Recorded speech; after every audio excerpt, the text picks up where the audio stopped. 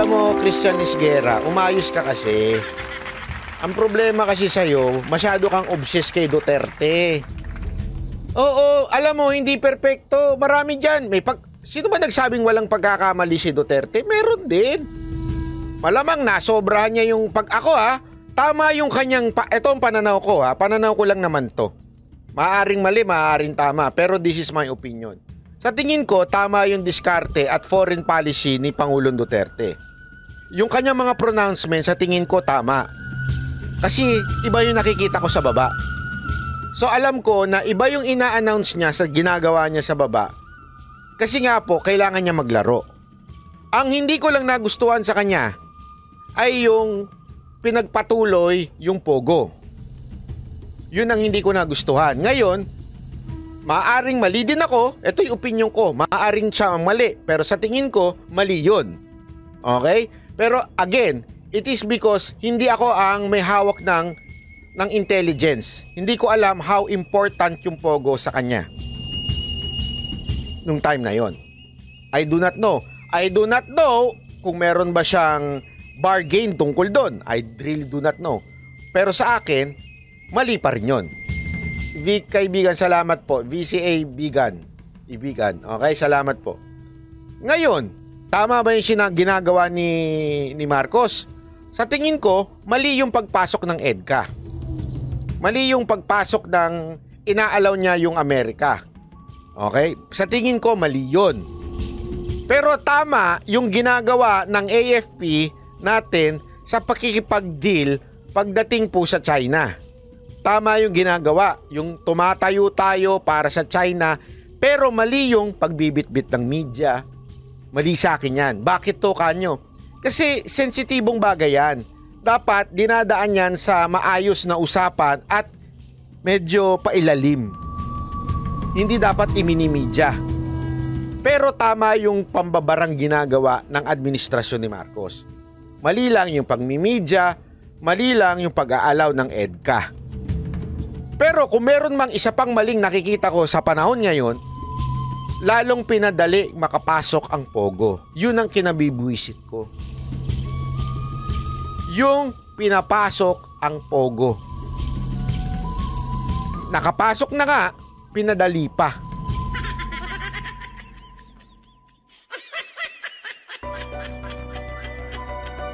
Di ba?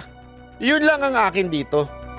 So, sana, itong si Isguera, hindi mo na lang in-interview si dating Secretary Alunan kasi hindi ka naman nakikinig. May sarili kang agenda.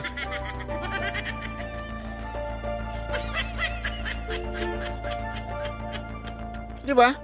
Yun eh. Pag na-control ng China Freedom of Navigation, malaking pera yun sa China, kaya gusto ng China ang Pinas location. So, what's the point?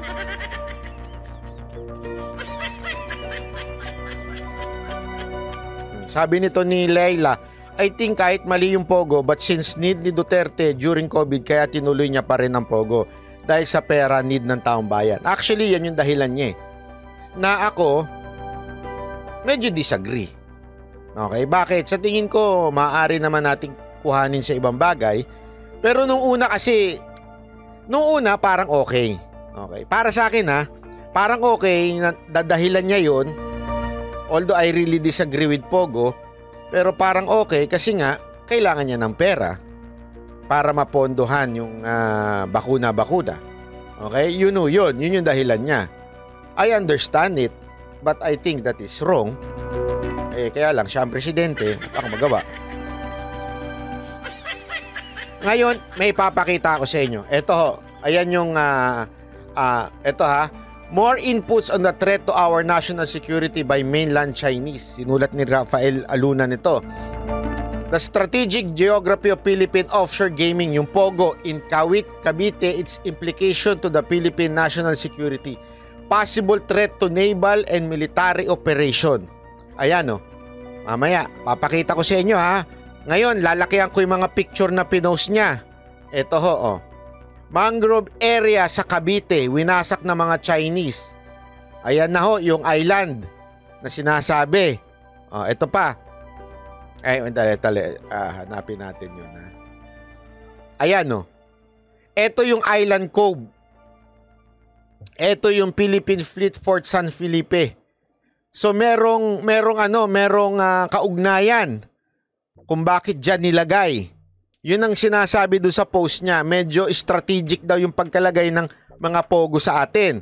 Inisa-isa niya yan. Isa na ho yan. Yung Island Cove. Naku po, kanino ba yan kasi? Anak ng wewe.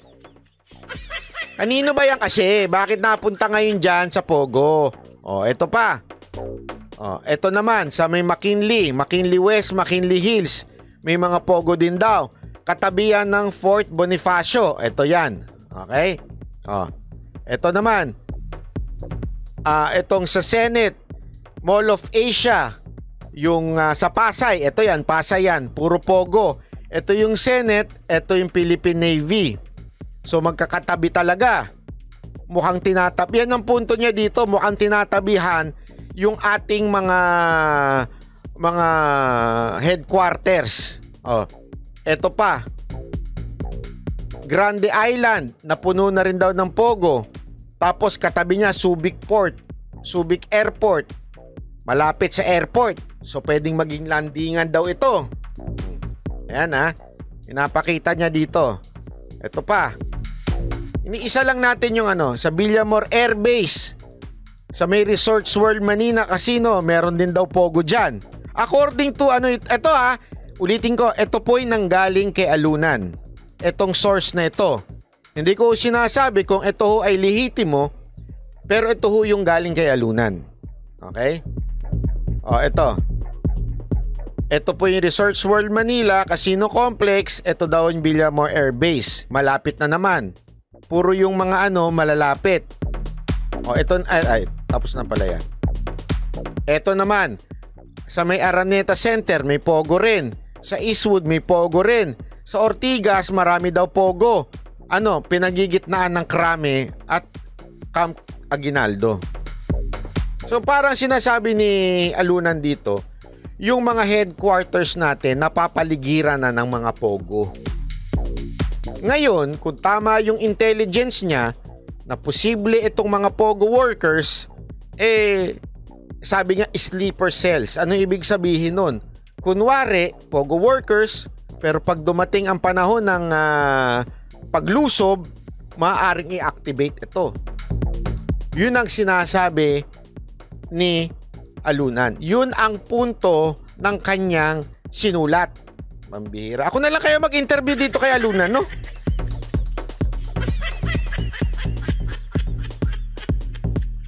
Kasi yun dapat yung punto ng interview ni Isguera hindi Iba ang pinunto ni Isguera. Sino? Si Duterte may kasalanan.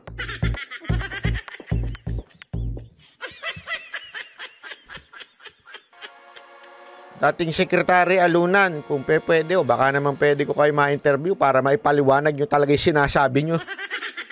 Mukhang yung nag-interview sa inyo, hindi kayo pinakinggan Pero kung maaari lang, Tagalog lang sana kasi my English is on diet.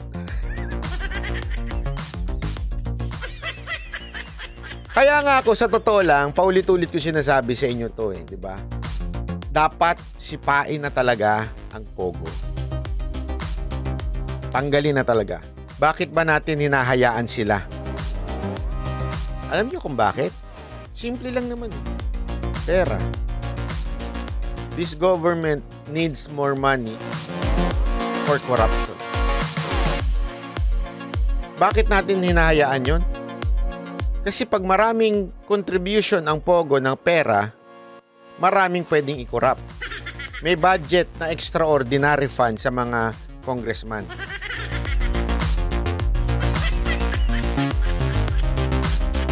Nagigets nyo?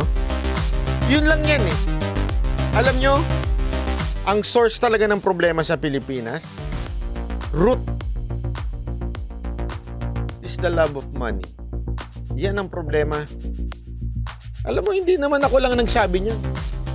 It was written 2,000 years ago that the root of all evil is money. Love of money. Sorry, not money. Love of money. That's the source of all problem. Love of money. There is corruption because of love of money.